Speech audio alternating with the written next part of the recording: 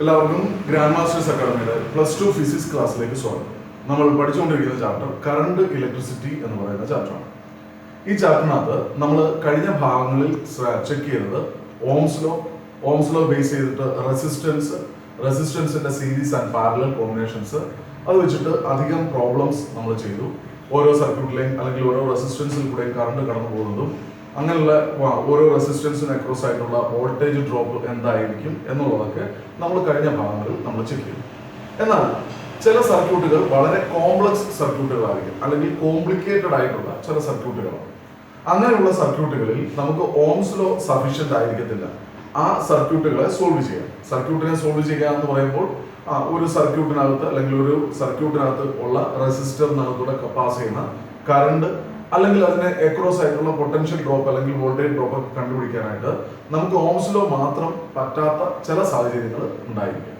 അങ്ങനെയുള്ള സാഹചര്യങ്ങളിൽ നമ്മൾ ഉപയോഗിക്കുന്ന ഒരു പുതിയ ലോയെയാണ് നമ്മൾ ഈ ഭാഗത്തിൽ നമ്മൾ പരിചയപ്പെടുന്നത്. ലോയുടെ പേരാണ് കിർച്ചോഫ്സ് ലോസ്. കിർച്ചോഫ്സ് ലോസിന് എന്തിനു വേണ്ടിയിട്ടാണ് കോംപ്ലക്സ് സർക്യൂട്ടുകൾ നമ്മൾ സോൾവ് ചെയ്യാൻ വേണ്ടിയിട്ട് നമ്മൾ ഉപയോഗിക്കുന്ന ഒരു ലോയാണ് കിർച്ചോഫ്സ് ലോ അല്ലെങ്കിൽ കിർച്ചോഫ് ലോ എന്നൊക്കെ പറയുന്നത്.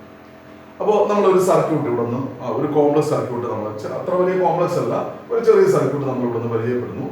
2 സെല്ലുകളുണ്ട്, അത് പാരലലായിട്ട് കണക്ട് ചെയ്തിരിക്കുന്നു. അതിന് അക്രോസ് ആയിട്ട് നമ്മളൊരു സോഴ്സ് ഓഫ് പൊട്ടൻഷ്യൽ ഡിഫറൻസ് കൊടുത്തിട്ടുണ്ട്. അതിന്റെ EMF E ആണ്. അപ്പോൾ ഇതിനകത്തുനിന്ന് ഒരു 5 ആമ്പിയർ കറണ്ട് കടന്നു പോകുന്നു എന്ന് വെക്കുക. അപ്പോൾ ഞാൻ സർക്യൂട്ടുകൾ നിങ്ങൾ നേരത്തെ പരിചയപ്പെടുത്തിയിട്ടുണ്ട്. സർക്യൂട്ടുകൾ ഇത് കോർണറുകളാണ്.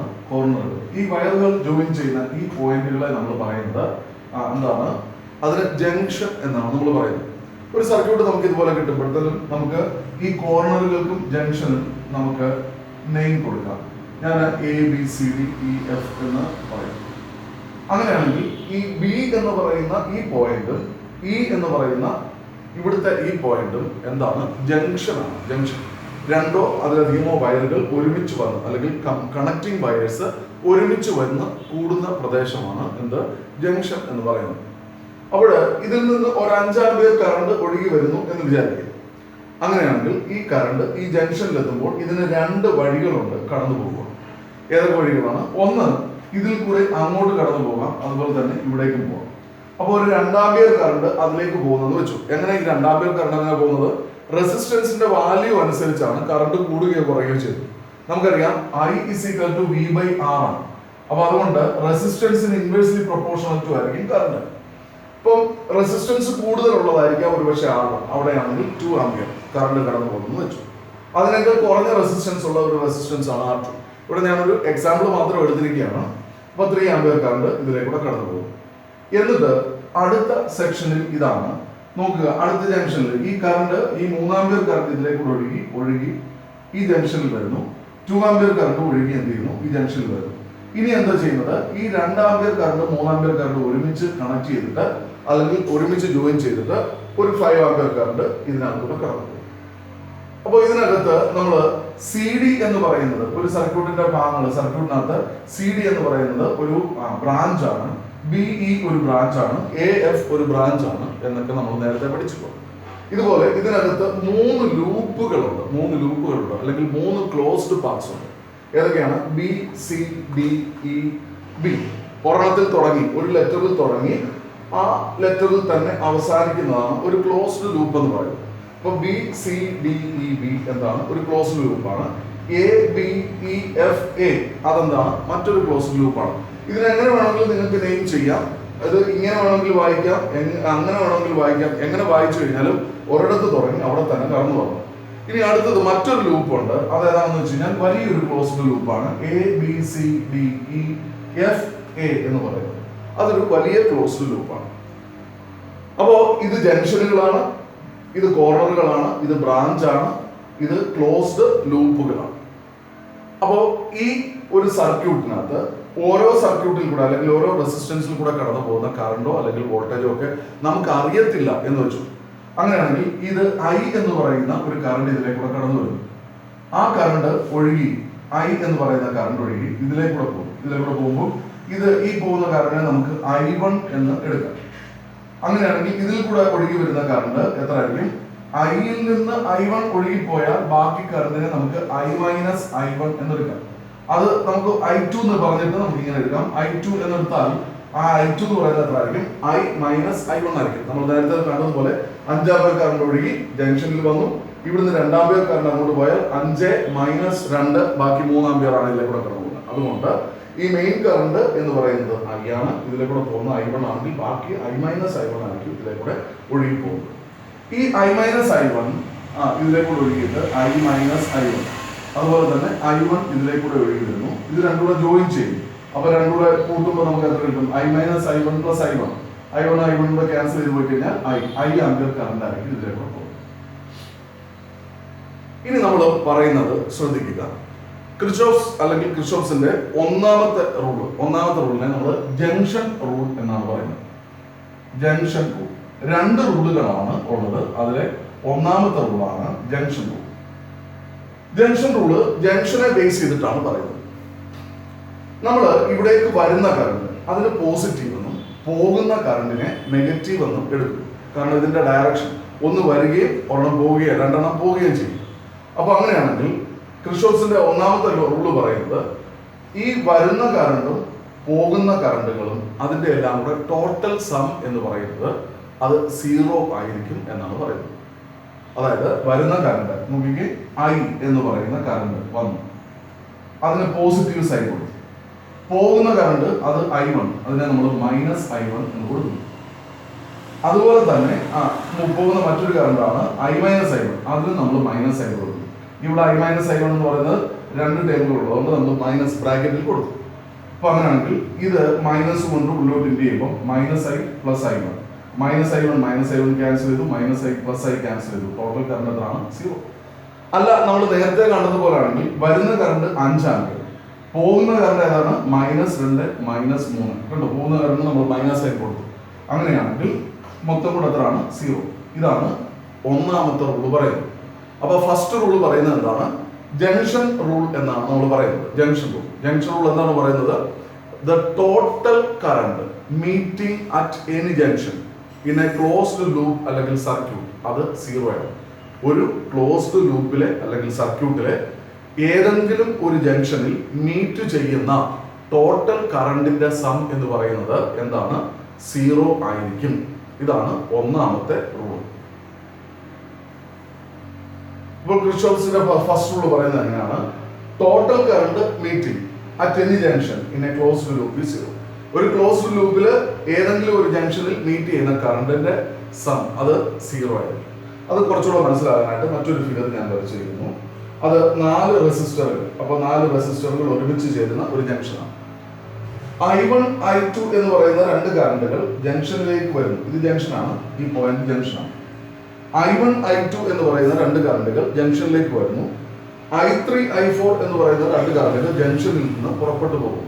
അപ്പോൾ വരുന്ന കറണ്ടിന് നമുക്ക് പോസിറ്റീവ് എന്നും പോകുന്ന കറണ്ടിന് നെഗറ്റീവ് എന്നും നമുക്ക് കൊടുക്കാം. അങ്ങനെയാണെങ്കിൽ I1 പ്ലസ് I2, പോകുന്ന കറണ്ടിന് മൈനസ് I3 മൈനസ് I4. നമ്മുടെ റൂൾ അനുസരിച്ച് അത് 0 ആയിരിക്കും.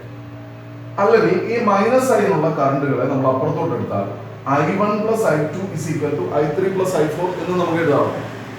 അപ്പൊ ഈ I1 പ്ലസ് I2 എന്ന് പറഞ്ഞാൽ എന്തുവാ? ഒരു ജംഗ്ഷനിലേക്ക് വരുന്ന കറണ്ടാണ്, അല്ലെങ്കിൽ the total current coming towards a junction. അത് എന്തിന് ഈക്വൽ ആണെന്നാണ്? ഈ ഇക്വേഷൻ അനുസരിച്ച് പോകുന്ന കറണ്ടിന് ഈക്വൽ ആണ്. എന്ന് വെച്ച് കഴിഞ്ഞാൽ total current sum of the current going out of the junction. അങ്ങനെയാണെങ്കിൽ ക്രിച്ചോഫ്സ് ലോയെ നമുക്ക്, അല്ലെങ്കിൽ ജംഗ്ഷൻ റൂളിനെ മറ്റൊരു രീതിയിൽ നമുക്ക് ഇങ്ങനെ പറയാം: total current coming towards a junction അല്ലെങ്കിൽ coming into a junction is equal to total current going outward the junction. ജംഗ്ഷനിൽ നിന്ന് പുറപ്പെട്ടു പോകുന്ന അല്ലെങ്കിൽ going away from the junction. ജംഗ്ഷനിലേക്ക് വരുന്ന കറണ്ട് ഈസ് ഈക്വൽ ടു എന്താണ്? ജംഗ്ഷനിൽ നിന്ന് പോകുന്ന കറണ്ട് എന്ന് പറയാം. അപ്പൊ നോക്കിയാൽ മതി, I1 I2 2 കറണ്ടുകൾ വരുന്നു, I3 I4 2 കറണ്ടുകൾ പോകുന്നു. വരുന്ന കറണ്ട് നമ്മൾ പോസിറ്റീവ് സൈൻ ഇട്ടു, പോകുന്ന കറണ്ടുകൾക്ക് നമ്മൾ നെഗറ്റീവ് സൈൻ ഇട്ടു. അപ്പൊ നമുക്ക് കിട്ടുന്നത് I1 plus I2 minus I3 minus I4 is equal to 0. Minus I3 minus I4നെ നമ്മൾ ഇക്വേഷന്റെ റൈറ്റ് സൈഡിലോട്ട് മാറ്റുമ്പോൾ I3 പ്ലസ് I4. അതിന്റെ അർത്ഥം വരുന്ന കറണ്ട് സമം പോകുന്ന കറണ്ട്.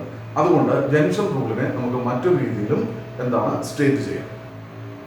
ജംഗ്ഷൻ ലോയെ നമുക്ക് ഇങ്ങനെയും പറയാം: total current entering a junction is equal to total current leaving the junction. അതാണ് നമ്മൾ എഴുതിയിരിക്കുന്നത്. At any junction in an electric circuit, the total current entering the junction is equal to total current leaving the junction. അടുത്തത് നമ്മൾ mathematical ഫോമിൽ നമുക്ക് ഇങ്ങനെ പറയാം, total current in a meeting and junction is equal to 0 എന്നാണല്ലോ നമ്മൾ ആദ്യം പറഞ്ഞത്. അപ്പോൾ മാത്തമാറ്റിക്കൽ ഫോമിൽ നമുക്ക് ഇങ്ങനെ എഴുതാം, sigma I is equal to 0.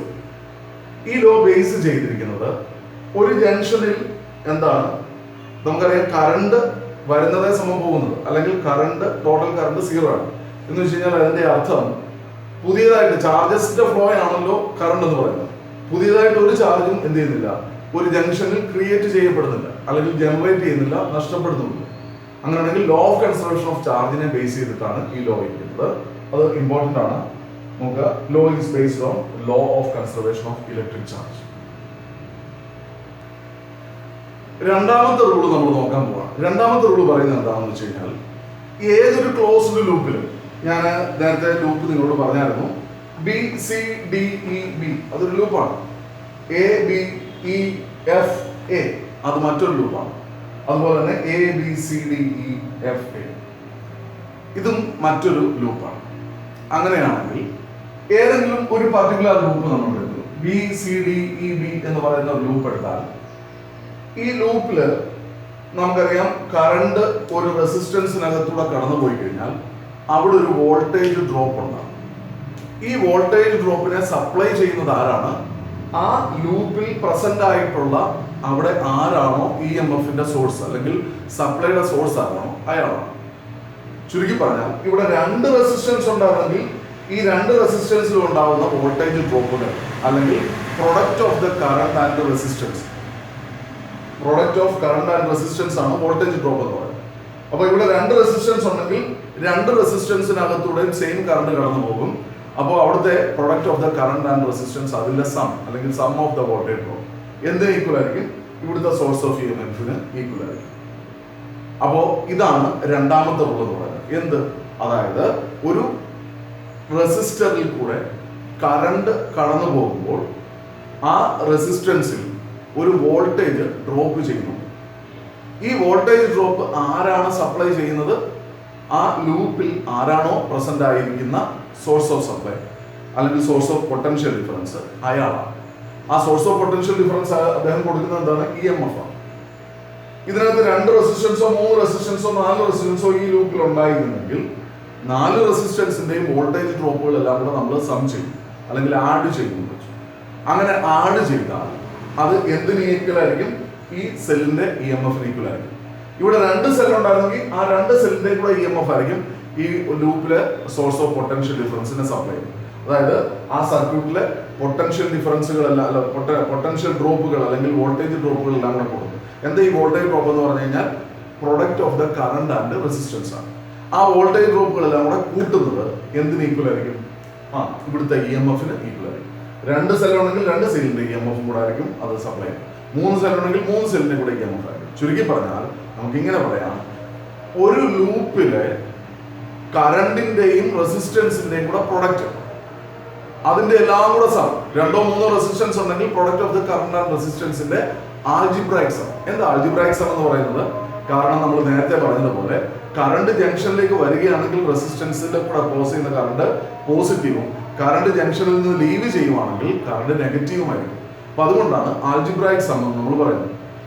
Algebraic sum of the product of current and resistance, ചുരുക്കി പറഞ്ഞാൽ algebraic sum of the voltage drop in each resistance, അതാണ് product of current and resistance എന്ന് പറയുന്നത്. അത് എന്തിന് ഈക്വൽ ആയിരിക്കും? Algebraic sum of E M F. അപ്പോൾ algebraic sum of product of current and resistance is equal to algebraic sum of E M F. ഇത്രയേ ഉള്ളൂ. Algebraic sum of the product of current and resistance. Product of the current and resistance എന്ന് പറയുന്നത് voltage drop ആണ്. അപ്പോൾ ഇങ്ങനെ പറഞ്ഞാലും മതി, algebraic sum of the voltage drops in each resistance is equal to algebraic sum of E M F. അല്ലെങ്കിൽ എന്താണ്? For any closed loop, ഏതൊരു ക്ലോസ്ഡ് ലൂപ്പിലും the algebraic sum of the product of current and resistance that is equal to the voltage drop, it is equal to the algebraic sum of E M F. Algebraic sum of E M F നമുക്ക് ഇതിനെ mathematical ഫോമില് നമുക്ക് ഇങ്ങനെ represent ചെയ്യാം. In mathematical ഫോമിലാകുമ്പോഴേക്കും